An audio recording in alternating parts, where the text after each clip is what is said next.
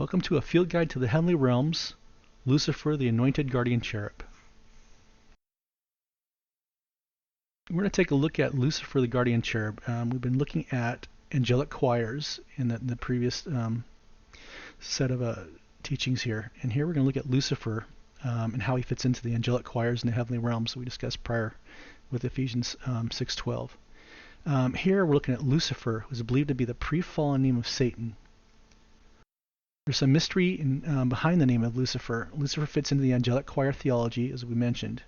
Lucifer seems to be in charge of a lot of things in heaven, and we're going to look at the texts that describe that. And we also see that Lucifer led an angelic rebellion and became Satan. The Lucifer Enigma. There seems to be a lot of mystery shrouded around Lucifer. The mystery of Lucifer unfolds in the passages of Ezekiel 28 and Isaiah 14 in the Jewish Tanakh books of the prophets. The name Lucifer only appears in Isaiah 14:12, in the Latin Vulgate, King James Version, New King James Version, and the 1599 Geneva Bible. Most translations, like New International Version, NASB, and a couple others, use shining star, morning star, or day star, which is the Latin name for Lucifer. So these are used interchangeably. These both mean the same thing. So Lucifer, Enigma, and the Evil Kings. If we look at Isaiah 14, the texts are addressing an evil king of Babylon. And if we look at Ezekiel 28, it's open as a poem to address the evil king of Tyre. We see in both these texts that the kings have strong attributes that resemble Satan. Also, both texts start out in earthly settings where they're almost like rebuking these earthly kings and their evil behaviors, and then all of a sudden the dialogue shifts to the heavens and describes as angelic beings. There's a contrast back and forth. It seems like it opens up with the king of Tyre and the king of Babylon, these texts, and all of a sudden we're comparing them to this dialogue with this angelic being that walked with God Most High. So we see right away, just by the heavenly descriptions, that when we're talking about this Lucifer, morning star here, we've jumped out of the context of an earthly setting. It's definitely in a heavenly setting, and we'll look at this more. Evil kings and Satan. So what many scholars believe that these passages describe the pre-fallen angel Lucifer who became Satan. Many scholars in their texts refrain from using the name Lucifer. I don't know if there's a Gnostic thing going on here or what's going on. This seems to be a battle back and forth with scholars whether the name is morning star or Lucifer. It's the same. If you look at the Latin, morning star is Lucifer, and we'll take a look at that too. So whatever name is used, morning star, Lucifer, these passages all seem to be about a pre-fallen Satan and also his demise. Billy Graham, he states in his book, Angels, God's Secret Agents, that Isaiah 14:12 through 14 records the conflicts of the origin. So we're looking at Lucifer prior to his rebellion, who was an angel of light, and then he's described in scandalizing terms in Ezekiel 28:12 through 17. So that's Billy Graham. He's weighing in on this. He thinks that Lucifer is also a fallen angel here too. If we look at Dr. David Jeremiah, his comments from his book Angels, Bible teachers point out directly to two Old Testament passages suggesting the story of Satan's downfall. In Ezekiel 28, we especially find indications of Satan's original state leading up to his fall, while Isaiah 14 seems to focus on Satan's inward rebellion. You know, that's where we have the I wills and that sort of thing going on. I will ascend above God Most High. We find the I wills in Isaiah 14. In Ezekiel, we start seeing the descriptions of Lucifer in his original state before he became Satan. So, earthly kings or angelic beings. You'll see lots of discourse and dialogue going back and forth. Was this, they talking about an earthly king, or were they talking about Lucifer and angelic realms? It seems both these dialogues open up first discussing earthly kings, the king of Tyre in Ezekiel and the king of Babylon in Isaiah. Both passages also allude to a supernatural angelic being that seems to be Satan. So the name Lucifer. The name Lucifer only appears once in the Bible. And most Bible translations don't include the name Lucifer at all. I guess they said they include morning star or day star. So in the NASB translation, Isaiah 14:12, look at a contrast here. So we look at Isaiah 14:12. How you have fallen from heaven, O star of the morning, son of the dawn. And there it is right there, O star of the morning. We're calling out a name of a being here. If we look at the Strong's, O morning star, with H1966, Hillel. Hillel, Hebrew, means the shining one. We see Son of Dawn, Strong's H1121, and H7837 is Ben Shahar. So we're looking at the Hebrew form of this one. So Hillel Ben Shahar, which is O morning star, son of the dawn. Let's take a look at the King James and Latin Vulgate. Same text in Isaiah 14:12. How art thou fallen from heaven, O Lucifer, son of the morning? So here it is again, O star of the morning, Strong's H1966. Here it is the word again, the Hebrew word Hillel, means a shining one. And we see again, son of the morning star. So we're talking about the same thing. In Latin Vulgate, King James Version is a direct translation of the Latin Vulgate. So we see the Latin translation by St. Jerome in the 4th century. St. Jerome headed the commission to translate the Bible into Latin. St. Jerome may be the individual who put the name Lucifer, the Latin name for morning star, into the Bible. Latin Vulgate, King James Version, and the Geneva Bible all mention the name Lucifer in Isaiah 14:12. And it seems to be pretty much limited to that, just the text that came from Latin. So Lucifer or Satan, scholars seem to agree that this Ezekiel 28 and Isaiah 14 are referring to Satan in his pre-fallen state, and is referring to an angelic being once created in perfect state. And the name seems to be identified as the morning star, which is Lucifer. So Lucifer seems to be the name of the angelic being before his fall from grace. The passages also reflect transition of Lucifer to Satan.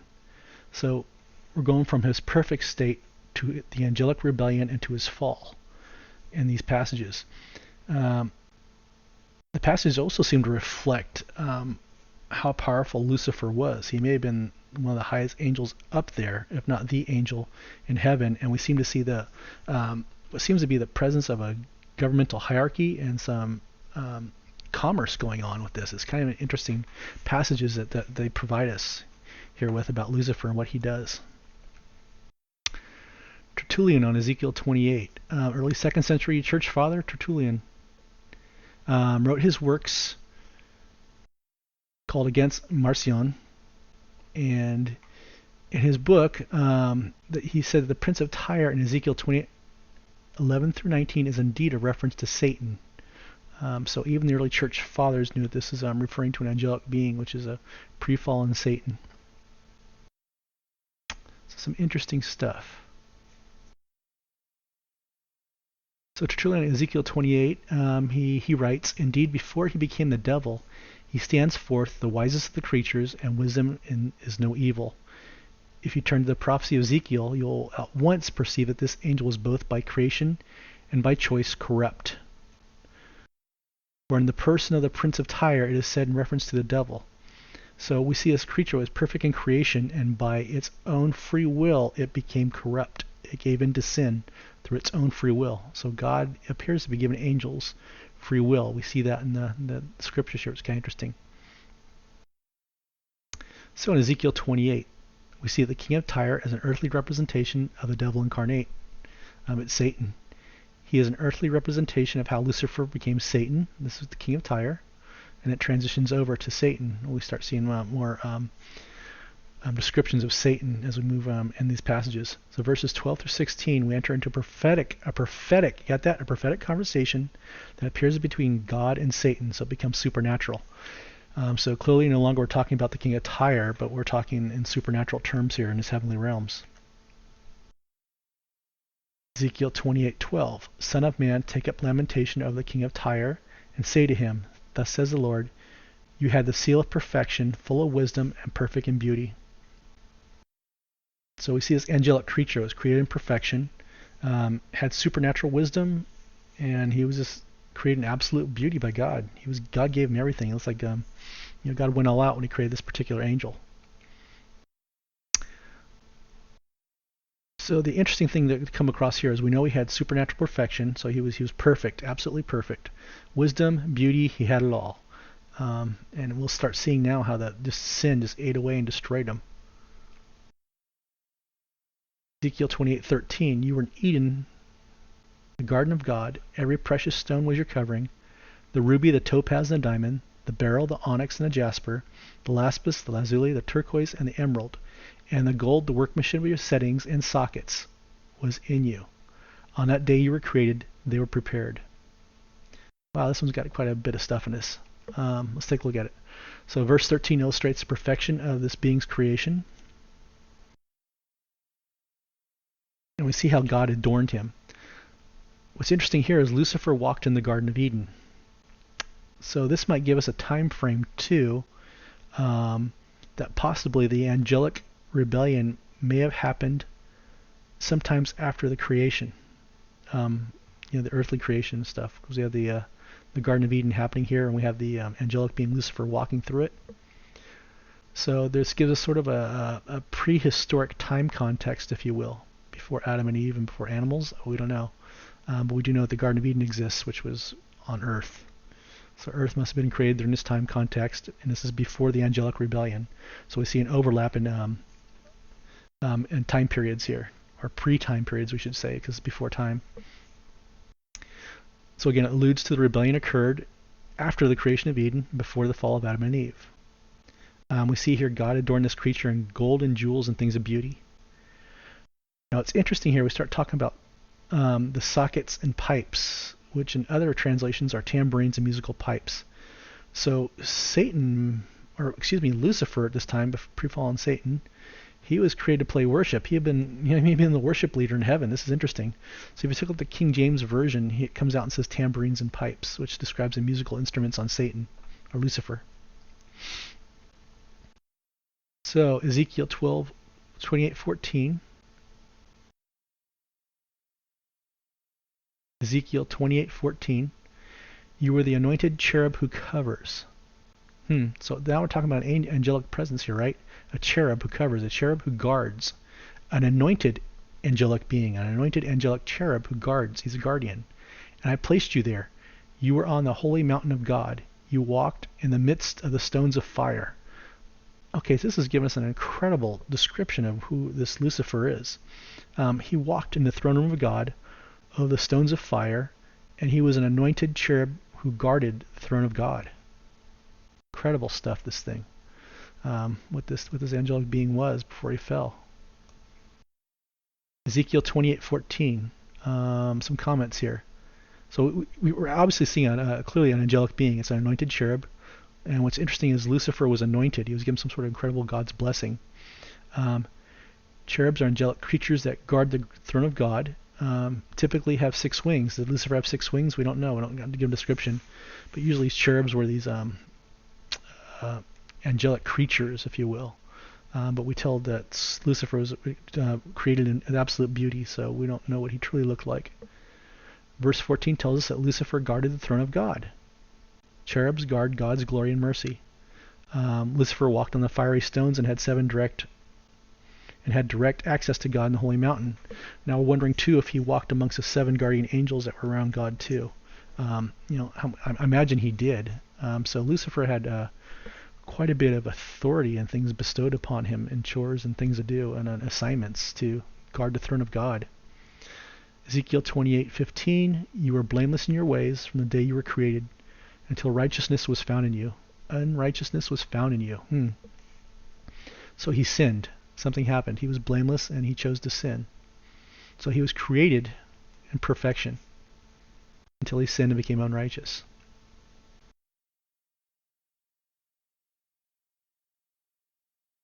So we're seeing here is these angelic beings have free will. Unrighteousness is a choice. So we're seeing Lucifer exercising his free will, but he used it against God. It was sin. He's rebelling against God. He's going against God. So he's in a state of rebellion. Ezekiel 28:16. By the abundance of your trade, you were internally filled with violence, and you sinned. Therefore I cast you as profane from the mountain of God, and I have destroyed you, O covering cherub, from the midst of the fiery stones. Wow, something heavy's happening here. So the abundance of your trade alludes to some sort of commerce in heaven. That's kind of interesting. So we're seeing Lucifer became greedy and wanted to control the flow of commerce through his hands. He became filled with violence and sinned. God cast him as profane. So that's contempt and reverent of which is sacred. So he profaned. He went against what was sacred with God. God said he would just destroy Lucifer, the guardian cherub, and remove him from the mountain of God, banishment. So what we're seeing, alluding to, is this the part of the angelic rebellion in these passages. Ezekiel 28:17. Your heart was lifted up because of your beauty. You corrupted your wisdom by reason of your splendor. I cast you to the ground. I put you before kings that they may see you. So Lucifer gave in to sin through pride in his beauty. And we also know he became violent through his trade. So he had quite a few things going on he gave into. So we know Lucifer allowed his supernatural wisdom to become corrupt. He allowed his wisdom to become corrupt through his own pride. That's interesting. So he has a supernatural wisdom, and it degrades, or not degrades, it's still there. It just becomes darker. So God cast Lucifer out of heaven to the ground as Satan. It's in correlation to Revelation 12:9, the angelic rebellion. The dragon, Satan, is cast out. So Satan, his dark angelic choir, and demons were cast to the ground, not hell. Well, they're not cast to hell yet, but they were cast to the ground. We know judgment's coming for them. Isaiah 14 seems to correlate to the sin identified in Ezekiel 28:17. Pride poisoned Satan's heart. He allowed himself, to his evil intentions, to the point of rebellion. It's kind of interesting stuff going on here. And we do know, too, if there was an angelic rebellion, Satan was the only angel there that was dealing with sin. We know other angels had to be dealing with sin, too, through freedom of will, to want to step up in rebellion with Lucifer.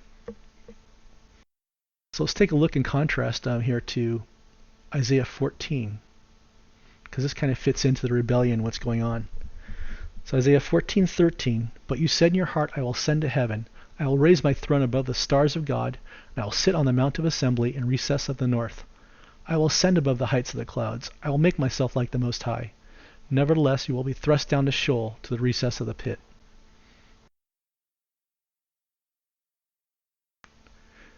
Lucifer's 5 I wills, the angelic rebellion. So we see it here. I will ascend to the highest of the holies, to where God resides. I will sit in the throne above the stars. He's talking about the angels of God, which is kind of interesting because he's already far and above this. So I don't know, maybe just want to make it personal, make it his own. I don't know what's really going on there, but it's kind of weird. That corrupted wisdom led him to this. Lucifer's already above the angels, so he wants the throne of God. So we're looking at the recesses of the north in that passage, allude to the Mount Assembly of God. We're alluding to God's government. And you want to take a look at Isaiah 2, and some of that's outlined there. Again, we're dealing with heavenly realms and governments and hierarchies and choirs. This is fascinating what God has set up. So let's look at some comments. I will ascend above the most highest of the clouds. He wants the most holy ground of God. I will be like the most high God. Interesting, Lucifer desires the likeness of God. So I'll be like the Most High. It doesn't say he wants to be God. He wants to be like God. So it's kind of bizarre there in his rebellion, what actually he's after. His own wisdom may be telling him that he can't be God. Maybe he has a supernatural wisdom saying, hey, you could be like God, but you won't be able to be God. So something, conflict may be happening here. We see that Lucifer's sin corrupts his wisdom into allowing him to believe that he can actually succeed in rebellion and coerce other angels into it. Billy Graham says, in Satan's pride lurked the darkest sin of all was covetousness. The sin that starts nearly all wars is covetousness. So Billy Graham believes that the root sin was covetousness that led to the downfall of Satan. We're also seeing God's prophetic statement on judgment on Satan. He'll be brought down to the entrance of hell, Sheol, to the sides of the pit. And this is prophetic because it hasn't happened yet. We know that Satan's allowed to roam around the ground. He was cast down to the earth. But God is talking about there will be an end to Satan. And so we see here Satan was not thrown to hell. God threw Satan, his angels, and demons out of heaven. They will eventually be cast into hell and into the lake of fire. So we're seeing here in these comments prophetically that Lucifer's angelic rebellion failed and God has plans for him.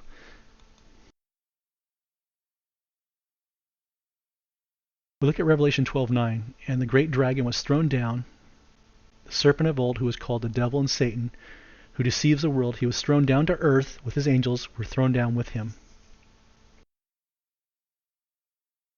Roman Catholic exorcist on the Angelic Rebellion is Monsignor Blanovic, Roman Catholic exorcist in Croatia. He writes in his book, An Exorcist Speaks, that Lucifer, the angel of light, the most perfect of God's creation, together with a number of angels that followed him, refused to obey God. From the moment they became evil spirits, demons, at the very moment when Lucifer, Satan, rebelled against God, with his whole being and volition, fully, consciously, and irrevocably, he became the creature who now stands at the furthest distance from God. So irrevocably means no chance of redemption for these things. No chance. They're done. For the rebellion they went against God. Ezekiel 12:18. By the multitude of your iniquities, in the unrighteousness of your trade, you profaned your sanctuaries. Therefore I have brought fire from the midst of you. It has consumed you. I have turned you to ashes on the earth in the eyes of all to see. So there wasn't just one or two sins like pride or something else going on. Although the pride was the worst of them. We know from Reverend Billy Graham that covetousness was another one, but there was a lot of things going on. He had a multitude of sin. We know violence in his trade. Some nasty things were going on there in heaven. And then most of all, including directly rebelling against God in his angelic realm. That was a major no-no. Big time. You don't rebel against God. Lucifer became the manifestation of absolute evil. It became Satan. This thing just ate away so much of him, it literally transformed him into this dark being. His sin and corruption defiled the sanctuary of God, so God had to throw him out. God's prophetic statement that Satan will be judged and then consumed by fire for his sentence. So again, it's prophetic. What's happening here in God's dialogue? He stated he threw him out of heaven. That's happened. But to his final judgment is yet to come. This being consumed and burned for all to see. So let's look at what happened here. Lucifer's demise as he became Satan. So God removed Lucifer's name, the morning star, named him Satan, the adversary, or the accuser. This is big. God's big into naming things. There's something very spiritual about this. Like he wanted Adam to name all the animals and so forth. So when God strips Lucifer of his name, the morning star, and renames him the adversary, that's significant. There's a change and shift in labeling and his authority over him. God removed his heavenly authority as a guardian cherub. He no longer has that. He became the adversary now. God cast him out of the sacred mountain, and God cast out his rebelling angels with him. We remember that from Revelations 12:8 through 9, the revelation of Jesus Christ, 12:8 through 9. And Satan became the ruler of the earth. We see this in Isaiah 14:16, 2 Corinthians 2:4. This is the God of this world.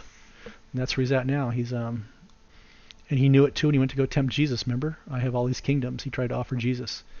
Well, guess how he had that, This stuff all just falls into place when you look at it. It's very interesting, very fascinating.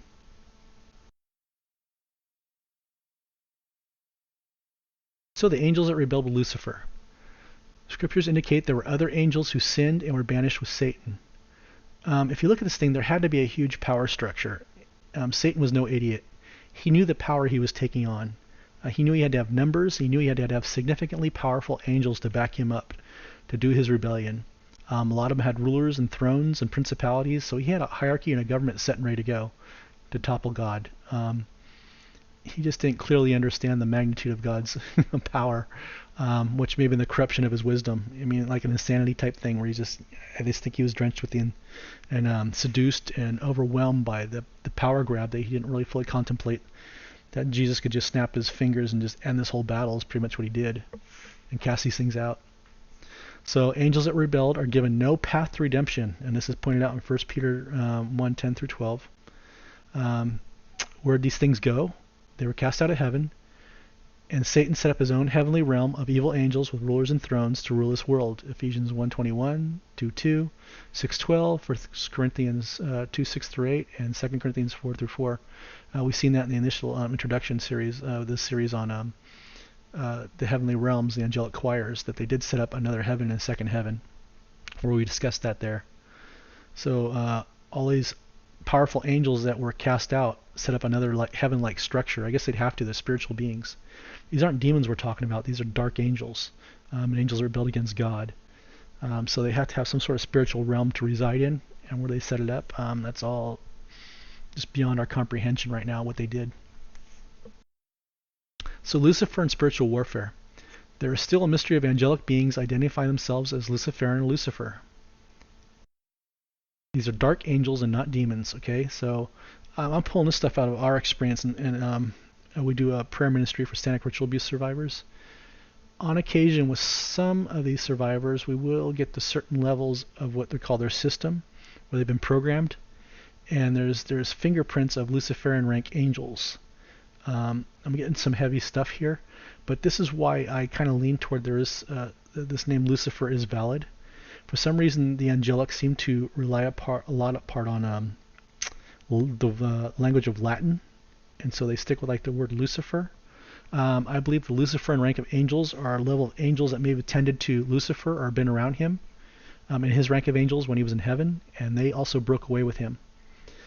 So we do see stuff around that's corresponds to this Lucifer name being valid.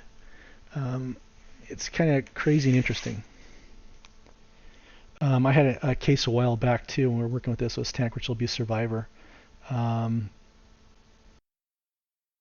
where she was. We were working with what we call parts. Their minds are kind of carved up through these programming. It's really dark what these satanic priests do in their rituals, and they use people and they dissociate their minds and children. They do take children and do stuff to them. And we got to an area where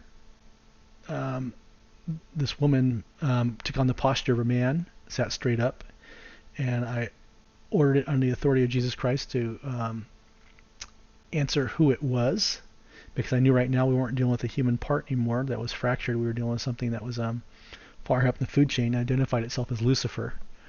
It wasn't the Lucifer, but I knew it was a Luciferian angel.